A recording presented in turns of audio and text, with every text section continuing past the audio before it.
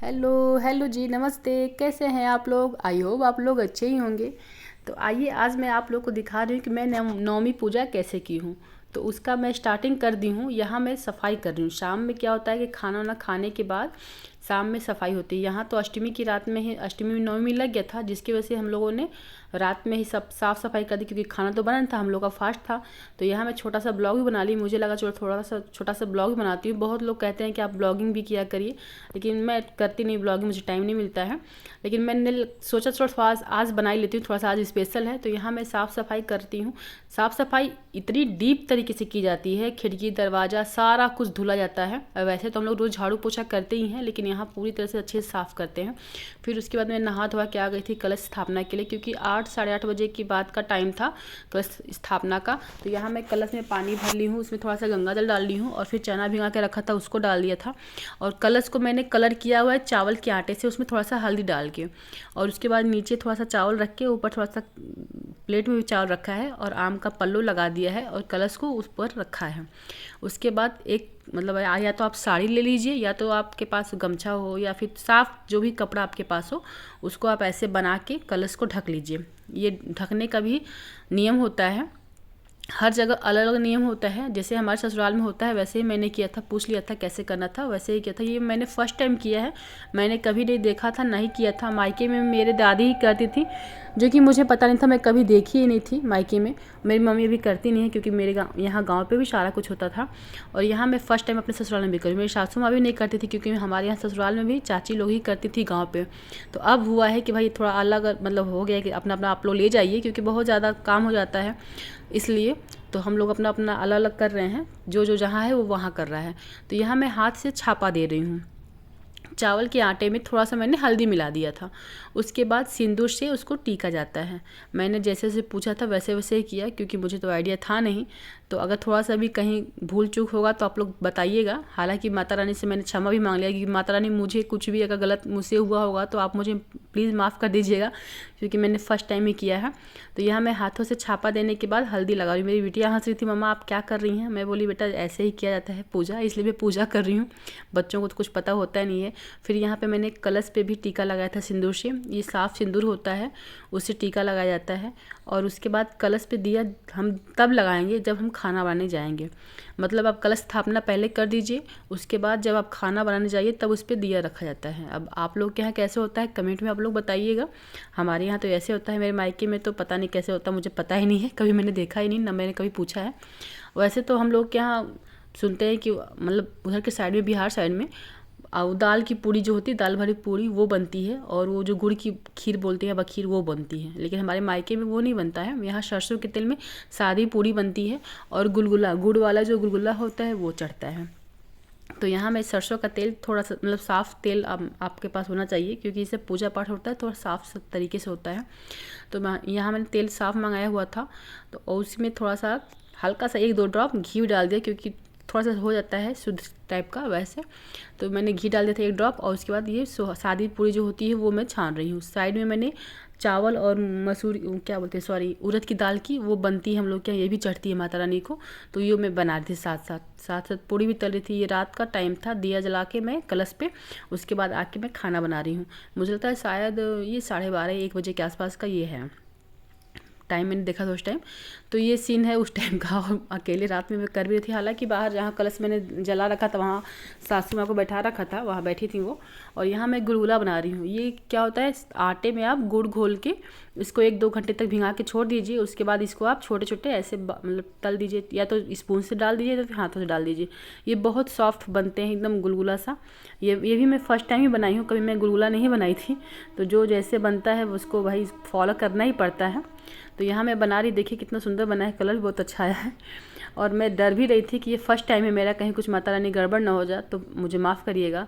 मैं साथ साथ क्षमा भी मांग रही थी और कर भी रही थी। कभी होता है क्या ना कि सारी जिम्मेदारियाँ इकट्ठा पड़ जाती हैं, तो ये समझ में आता है कि भैया कहीं कुछ गलती ना हो जाए।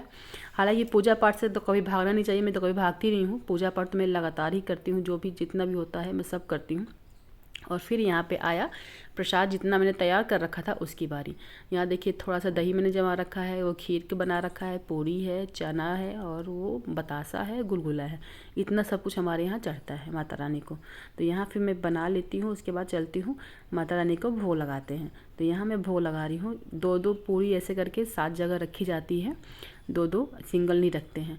और एक सादी पूरी अकेली होती है, जो कि रोटी जो गोला बना के निकालते हैं ना, उसमें भरियाना शायद बोलते हैं उसको, उसके लिए एक साथ मैंने छोड़ दिया है। और ऐसे 2-2 गुलगुला रख के, और जितना भी चना है वो खीर और दही बतासा जो भी मैंने मंगा रखा था, सारा कुछ मैं इस पर चढ़ाऊँगी धीरे धीरे माता रानी को। यहाँ देखिए मैंने दिया भी जला रखा था।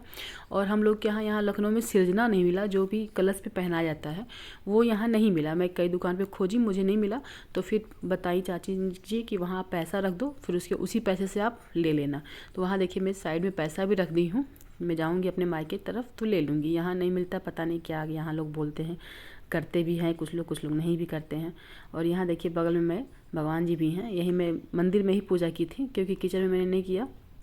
बच्चे आते जाते रहते हैं तो थोड़ा सा दिक्कत हो जाता है। तो यहाँ मैंने साइड में रखा है।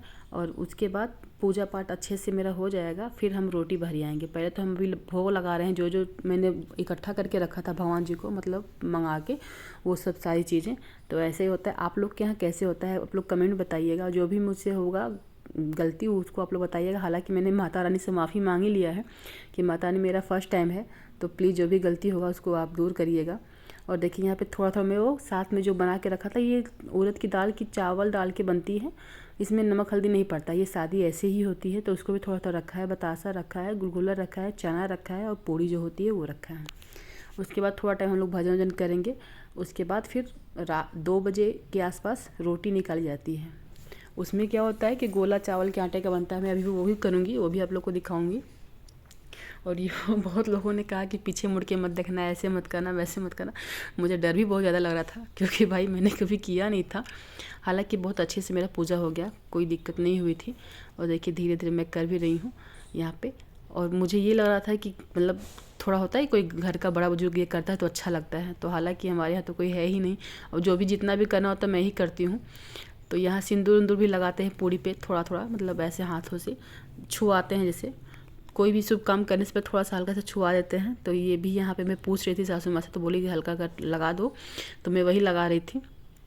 और उसके बाद फिर हम चलेंगे, थोड़ा सा कीर्तन भजन करेंगे और फिर भगवान जी को, मतलब माता रानी को बाहर उनको विदाई करेंगे। ये अष्टमी की रात में होती है और नवमी में इनकी विदाई होती है। उसके बाद भी मॉर्निंग में जो भी आपका खाना वाना बनाना है आप वो बना के खाइए पीजिए, कोई दिक्कत नहीं होता है। तो यहाँ मैं इनको देखिए भोग लगा रही हूँ। ऐसे पानी का आचमन, मतलब जल और पानी रखा है, गंगा जल, उसका आचमन दे रही हूँ। देखिए माता रानी को, हे माँ अच्छे से मेरा साल सम्मत अच्छे बनाए रखिएगा। यहाँ पे देखिए मैं वहाँ एक जगह वहाँ भी रखती हूँ, नीचे भी जहाँ पे मैंने वो ऐसे बना रखा था, और ये थाली में से लगा रखा है। और फिर लास्ट में जब पूजा पाठ हो गया था मेरा, फिर वो जो गोला बनता है वो चावल के आटे का ही बनता है, और उसमें थोड़ा सा हल्दी डाल देते हैं कलर के लिए। ये गोला या तो आप 7 बनाएंगी या तो आप 5 बनाएंगी। हम लोग के यहाँ मायके में होता है कि आप जितना भी बना दो, मतलब जहाँ आप रखी हैं वहाँ से निकालिए पूरा गेट पर, चाहे जितना भी हो जाए। और यहाँ पे 5 वो मिट्टी जो होती है ना, उसकी छोटी छोटी गोली ली जाती है और जो सिंदूर से टीका जाता है। और ऐसे मैं टीक रही थी और वो गोली साथ में रखा था। फिर माता रानी का मैंने पैर भी छुआ। ऐसे मैं करके पूरा दरवाजे तक जाऊंगी और रोटी वो निकालती जाऊंगी जो मैंने रखा था। उसी को रोटी बहरियाना बोलते हैं। पता नहीं आप लोग के यहाँ क्या बोलते हैं, हम लोग के यहाँ रोटी बहरियाना बोलते हैं। ऐसे मैं गोला बनाते बनाते पूरा गेट तक जाऊँगी, बाहर तक।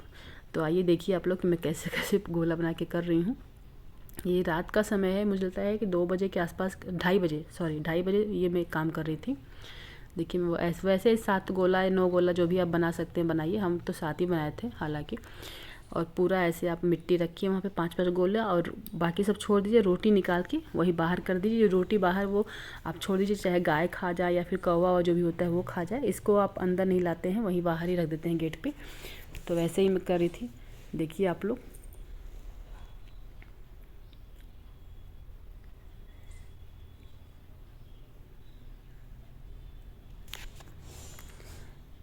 ये चावल का आटा था इसलिए जल्दी हो ही नहीं रहा था, फिर लास्ट में मुझे पानी डालना पड़ा, सूख गया था। आटे का हम लोग के यहाँ घोल बनता है, मेरे मायके मम्मी बता रही थी मेरी कि आटे का घोल बनता है। आटे का घोल में क्या होता है कि बहुत अच्छे से गोला बन जाता है, और ये चावल में दरदरा होता है चावल, तो वो अच्छे से गोला बन नहीं पाता है। हल्का सा मैंने पानी इसमें ऐड किया, फिर उसके बाद ये अच्छे से बनने लगा। और यहाँ वैसे ही प्रोसेस सारा करके अंदर से पूरा बाहर तक हम निकल गए ऐसे ही करते करते।